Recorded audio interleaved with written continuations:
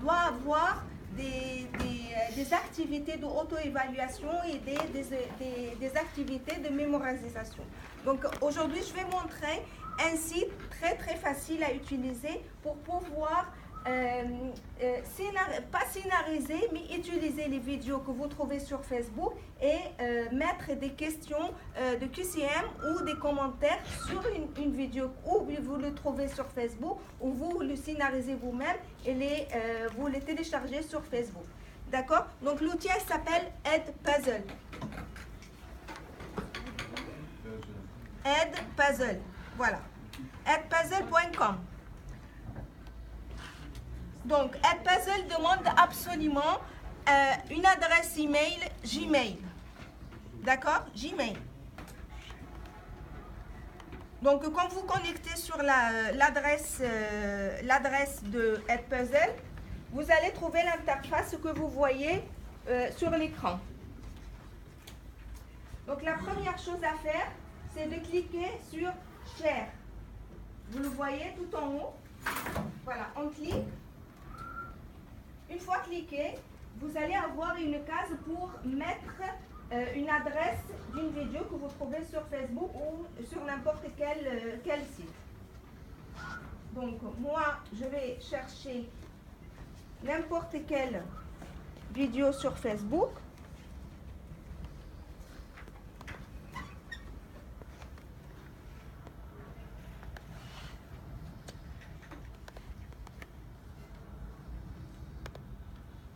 Je ne sais pas si j'arrive à la trouver.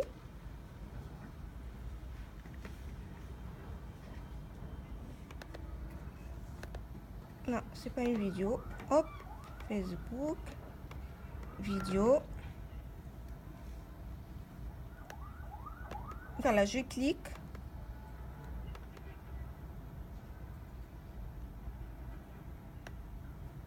Ah.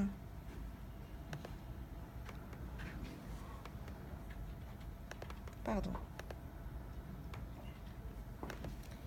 YouTube.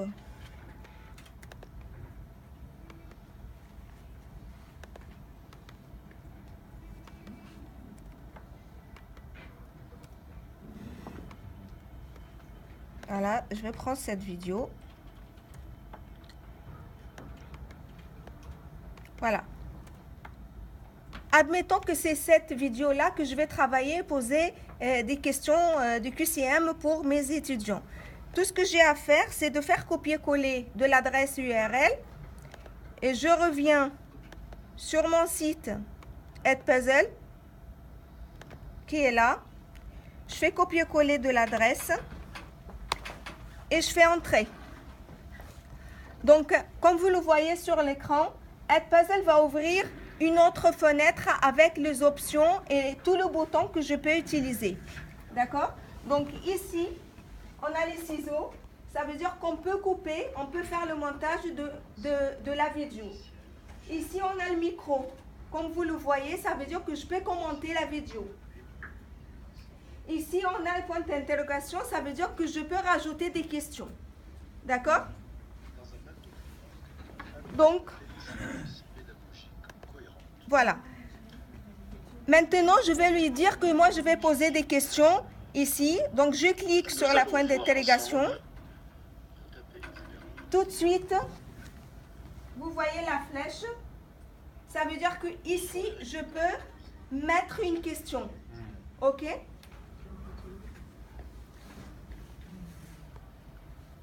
Donc, je clique. Et tout de suite, quand je clique... Vous avez cliqué d'abord sur le point Oui, je clique d'abord ici pour pouvoir activer ici. Une fois que ici c'est activé, d'accord, je clique, ça va ouvrir la boîte pour mettre la question. Et donc ici, comme vous le voyez, on a trois options. Je peux, point d'interrogation, ça veut dire que je peux rajouter des questions. Ensuite, ici, c'est juste pour faire des commentaires, d'accord? Et on a le bulle ici pour faire des commentaires ou donner une définition sur un terme que je trouve important sur la vidéo. Et après, on a les options comme Word. Ici, je peux mettre en gras, je peux faire tout ce que je veux. Donc voilà, admettons que je clique. Ah non, hop. Je vais poser des questions. Installer le pactage. Comment ça va, n'importe quoi. Et ici, on a, comme vous le voyez, on doit donner une réponse juste. Ici, une réponse fausse. D'accord? Feedback. Oui, après, plus une feedback. Donc, format varié des questions, ou bien c'est juste des QCM? Juste des QCM. Voilà. Une fois ma question est terminée. Avec 2 choix seulement, Amir? Non, non, tu peux mettre plusieurs. Add answer, ça te permet de rajouter encore des choix. Admettons que moi je terminé, je fais save. Et voilà À la fin de la ma question, plus de deux options que j'ai données. Ok? Quand je termine la scénarisation de la préparation de ma vidéo, je dois absolument cliquer sur save tout en haut. sont proposés. Ici le plan de votre séquence. Ici le type d'activité proposée. Et ici le rendu de votre activité. Est-ce que je pourrais supprimer le son d'une vidéo et rajouter ma voix? Explorer cela. Supprimer la voix sur cette vidéo, non, mais tu peux rajouter des commentaires avec ta propre voix. Comme par exemple, je vais faire ici. Non, supprimer. Non, tu peux pas? Non, non, il faut passer par un autre outil. Par contre, tu peux faire des commentaires avec ta propre voix à travers la... Voilà, quand je clique sur le micro tout en haut, vous voyez ici le signe a changé. D'accord? Donc, je clique.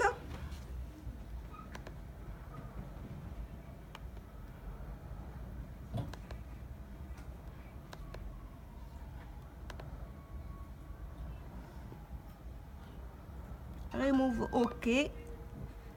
Voilà, je peux donner maintenant ma voix. Est-ce que ça va? Tout va bien? Est-ce que vous avez compris? Non.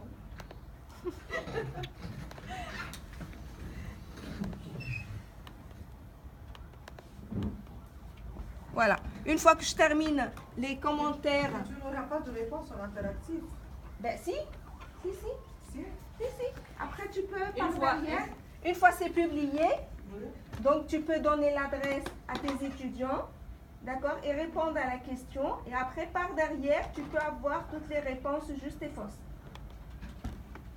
Je te montre. Il fournit l'outil une base de données où les... Oui. Ah, il ne faut pas passer par les profils Moodle. Non, sur modèle, tu mets là, tu peux mettre juste le lien. Tu passes par Cher, il va te donner un lien, tu le copier-coller sur modèle. Non. Voilà. Non, elle veut dire pour les réponses des étudiants. Oui, tu m'as compris. Oui, mais pour les réponses, oui, tu peux. Attends, je te montre. Il faut peut-être Tu fais attendre finish. qu'elle termine tout pour voir le résultat et à ce moment-là, Parce que- voir est-ce que réellement ça répond à ta question. Si l'étudiant va visualiser la vidéo... Non. Ça, c'est un outil complet avec éventuellement en back-end sa base de données. Tu Oui. vois. Oui. Et Non, donc, mais- si les étudiants créent des profils et mettent leurs réponses, jamais de la vie ils vont être transférés automatiquement à Non, Moodle. non. Non, c'est sur cet outil-là. Sur cet outil-là. Une fois que tu donnes l'adresse, cette adresse-là, on va te donner ici à ton étudiant. Quand l'étudiant va sur le site, il va lui demander est-ce que tu vas être teacher ou student. Donc, il doit cliquer sur student pour qu'il puisse avoir les questions. Et toi, en tant que professeur, tu peux aller chercher les questions et les réponses par derrière. Il s'inscrit en tant que student. Oui. Ok, c'est-à-dire on installe Avec- l'outil. Non, rien à installer. Tout c'est sur le site. Ok, alors ils vont Voilà. nous donner un nombre limité d'étudiants forcément. C'est sûr. Non, C'est- non, c'est illimité. Tu peux aller jusqu'à 1000 étudiants. Ok. Très bien. Donc ici, il te propose de rajouter la vidéo sur une classe déjà créée ou bien tu crées toi une nouvelle classe. Donc ici, moi, je vais demander de créer une nouvelle classe. Donc, je vais cliquer sur Add Class. Add Class, c'est là-haut. Là. Quand je clique, il va rajouter une case ici. Voilà, hop. Moi, je vais le nommer Atelier MOOC. Doucement que j'ai fait un peu de sport hier. Non, mais c'est presque terminé. Voilà. J'ai maintenant ma classe est créée. Je peux cliquer sur Send et mon outil est prêt à être utilisé.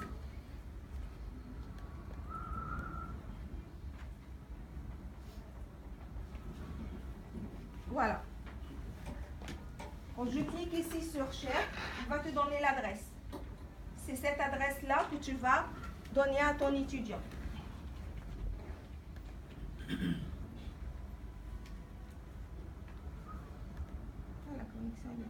Voilà. C'est cette adresse-là. Je vais mettre sur la plateforme. C'est cette adresse-là que tu vas mettre sur la plateforme. OK? Voilà. Et c'est simple.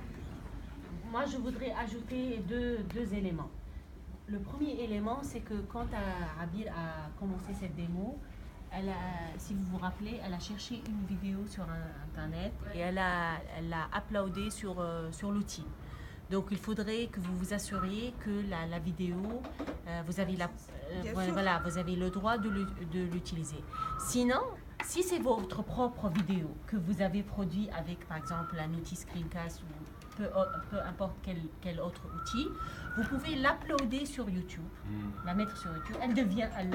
Elle devient accessible sur le web. Et vous voulez encore retravailler cette vidéo avec des questions, vous couper, etc.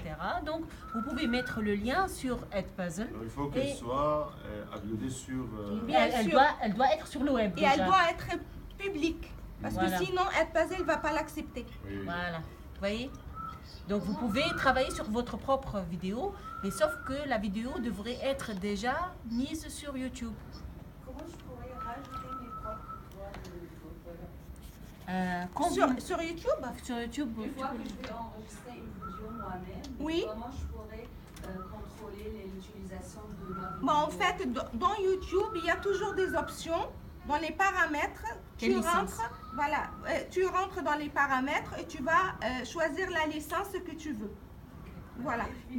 Mais si tu veux si tu veux utiliser ta propre vidéo sur cet outil-là, il faut rendre ta propre vidéo publique. Voilà, pour qu'il accepte. Voilà. Mais une fois travaillé, tu peux aller revenir sur YouTube et rendre ta vidéo privée. Voilà. OK?